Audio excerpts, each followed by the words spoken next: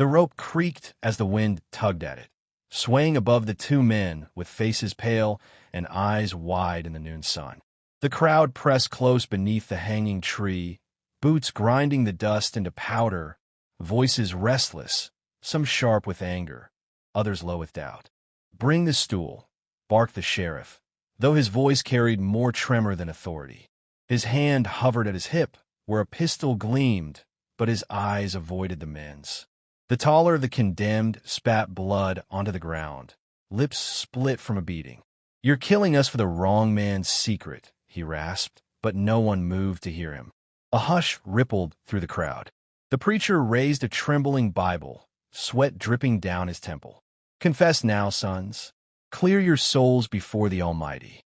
The shorter man, rope already itching at his neck, shook his head. "Ain't nothing to confess. The Almighty knows." His voice cracked, carrying through the dry air like brittle wood breaking. Above, the sun burned pitiless, each shadow sharp as a knife.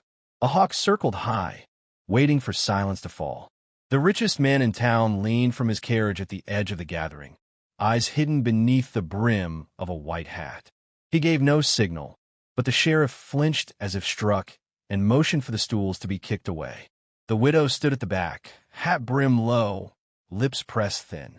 Her gloved hand gripped the rail of the corral fence until the wood creaked. Dust clung to her skirt, her boots. She didn't blink as the condemned searched the crowd, eyes desperate, seeking any last sign of mercy. When the shorter man's gaze locked with hers, she did not look away. The sheriff's deputy gave the stools a shove. Wood clattered against the roots of the tree. Bodies dropped. The ropes snapped taut with a sickening twang. Gasps burst from the crowd. Some crossed themselves, some turned away, some grinned with cruel satisfaction. The preacher shut his Bible with a clap that echoed louder than his sermon had. The taller man kicked once, twice, then hung still. The shorter man's boots twitched in the dust, scraping for purchase, until at last they stilled too. Only the rope swayed, creaking with the breeze. Silence spread, heavy as the desert heat. From the carriage, the man in the white hat nodded once. The crowd broke apart, muttering, boots crunching, spurs jangling. The saloon doors slammed open as men hurried to drown the sight with whiskey. The widow remained unmoving. She watched the bodies twist in the wind. She could feel the truth rising in her throat like bile, but no words came. Only the memory of her husband's grave, the same sun beating down when she'd stood alone to bury him. Children peeked from behind the livery stable, eyes wide, until their mothers yanked them away. A dog barked once, then fell silent. The sheriff lingered beneath the tree, hat clutched in his hands, knuckles white. He stared at the ground, not at the faces above him. "God forgive us," he muttered, but it was drowned in the clatter of a wagon rolling past. The deputy cut the ropes loose at last, letting the bodies fall into the dust with dull thuds. They were dragged away without ceremony, boots leaving trails that vanished beneath the crowd's trampling feet. The widow turned then, her eyes following the wagon as it rattled toward the edge of town. The creak of its wheels matched the creak of the tree, a sound that would not leave her ears. Behind her, someone whispered, "They knew too much." Another answered, "Best not to speak of it." The wind shifted, hot and dry, lifting skirts, rattling shutters, carrying the faintest hint of rain that never came. The crowd dispersed, but the tree stood, its shadow long, its branches empty now, yet marked forever. The widow's hand slipped from the rail, leaving a smear of dust across her glove. She adjusted her hat, straightened her spine, and walked away without a word. But in her chest, the truth burned hotter than the desert sun. And the old storyteller's voice, carried on the wind, would say for generations after, "They hanged those men for knowing what should have stayed buried." And in that crowd stood a widow, silent as stone, with grief sharp as steel, who saw what others pretended not to see. The desert remembers, even when the town forgets. The noose tightened, but justice had only begun to stir. The saloon doors banged open, spilling yellow lamplight into the dust-choked street. Laughter rose sharp, too loud, covering guilt. Glasses clinked, chairs scraped, piano keys stumbled over a drunken tune. Yet outside, the night held stillness. The hanging tree loomed dark against the moon, rope ends swaying like restless spirits. The widow walked the street alone, boots crunching, lanterns swinging at her side. Every step carried the weight of eyes peering from shuttered windows, curtains shifting, whispers bleeding through cracks in the wood. They weren't guilty. Best hush your tongue. Land deeds wasn't theirs to see. The words floated like snakes in the air, thin, dangerous, curling around her ears as she passed. At the blacksmith's forge, the fire had gone low, embers glowing red as blood.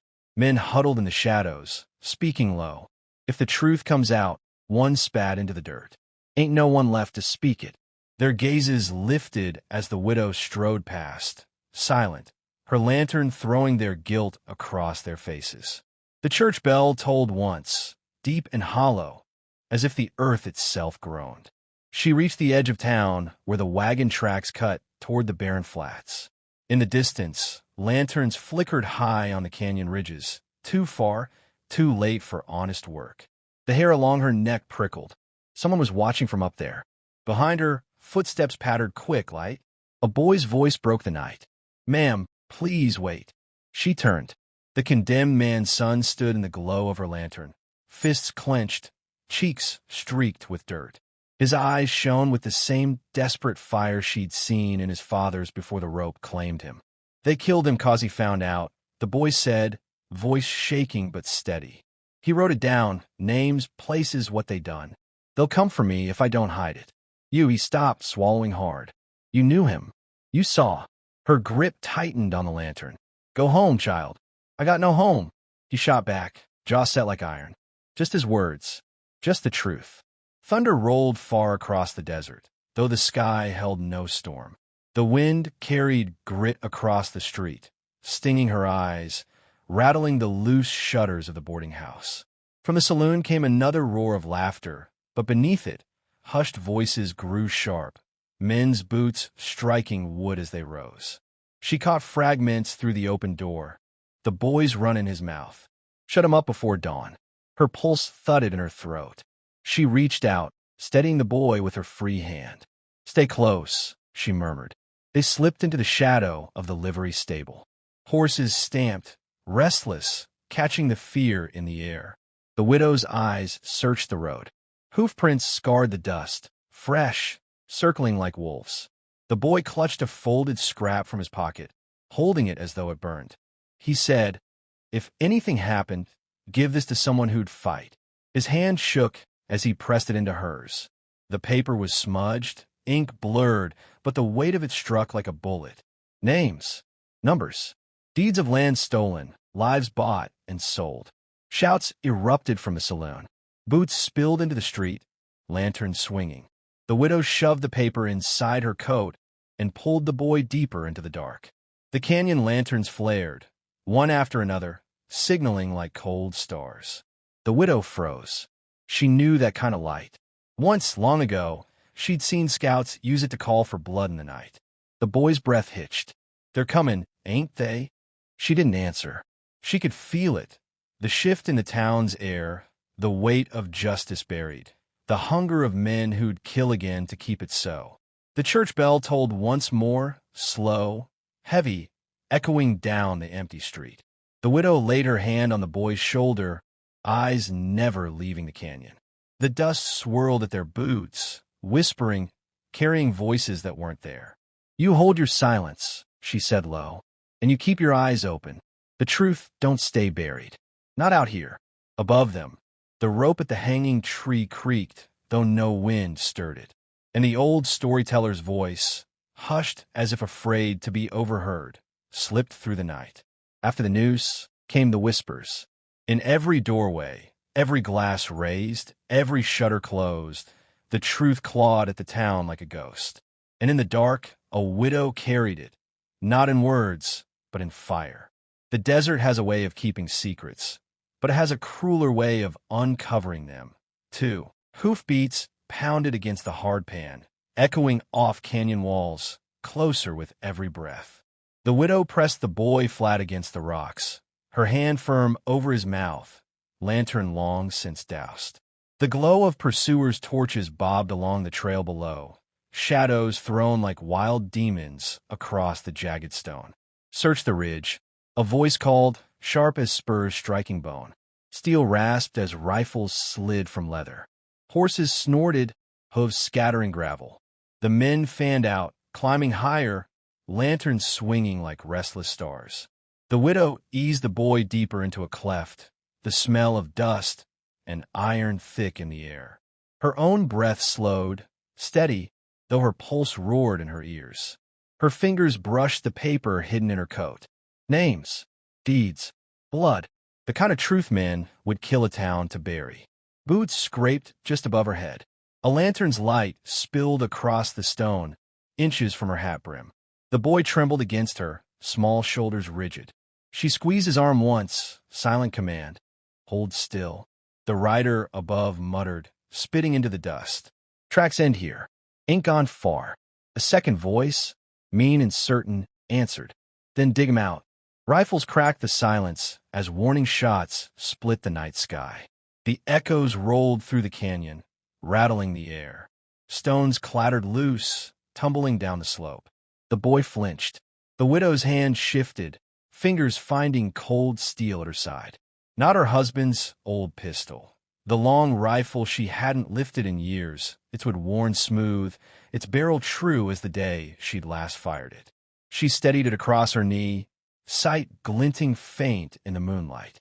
The shape of a man moved between lantern glow and shadow, rifle slung careless at his back. She drew breath slow, deliberate. The shot cracked. The man fell hard, torch spinning from his grasp, hissing out in the dust. Horses screamed and reared, men shouting, scrambling to cover. "Up there!" voices roared. Gunfire erupted, sparks flashing against stone. The canyon flared with thunder, bullets whining past, chipping rock. The widow pulled the boy flat, stone splinters slicing her cheek. She slid the rifle back into place, steady as the canyon walls themselves. Another figure broke cover, rushing forward with pistol raised. She fired once more. He dropped, clutching his chest, choking on blood. The boy stared, eyes wide as moons but silent. The canyon filled with smoke and fury. Men shouted orders, rifles barked, hooves pounded, but the widow's shots rang measured, precise, each one carving space from chaos. Then silence. Only the crackle of a torch, the distant cry of a hawk, the drip of blood into dust.